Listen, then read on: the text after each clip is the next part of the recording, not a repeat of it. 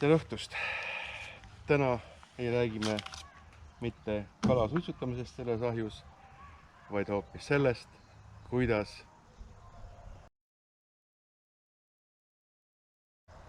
puhastada särge, õigemini kuivatavat särge. Paljud meist käivad kevadel kala ja siin nüüd on üks parim meetod, kuidas seda särge hoida, et ta kohe ära ei kuivaks. Selleks on lihtne vaakumpakend, 5-6 kala pakendis ja on ideaalne. Mis me siis teeme selle kuivatatud särjega? See on väga hea delikatess ja maitseb paljudele. Mida teevad paljud inimesed? Nad rebivad selle pea siit niimoodi maha ja siis hakkavad kuidagi puhastama. Tegelikult on selleks hoopis üks teine ja hoopis parem trikk. Ja mis siis see kõige lihtsam nipp on? Siin on nii-öelda kala tagumik ja kui te näete, siis siin on kõht. Ja nüüd, millest see nipp seisnebki? Mitte me ei rebi pead ära, vaid me alustame sellest, et me rebime kala särje kuivatatud voblal ära tagumiku koos kõhuga.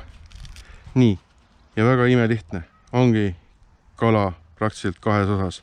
Me rebime ära uimed ja puhastame kala soomusest. See kõik on ime lihtne niimoodi. Ei ole mitte mingisugust probleemi. Näete, kuidas me saame selle kala teha väga lihtsalt kaheks osaks. Tõmbame siitpoolt selgroogu ühe tüki ära ja nüüd tõmbame teiselt poolt selgroogu ühe tüki ära. Kui te kardate kontide pärast, siis konte siin ei ole. Õigemini nad on, aga ta on juba ära kuivanud. Ainukene kont, mis jääb eraldi, on selgroog. Kala on puhas, hästi rasvane ja vajadusel me võime siit ka veel edasi puhastada, aga hädisu.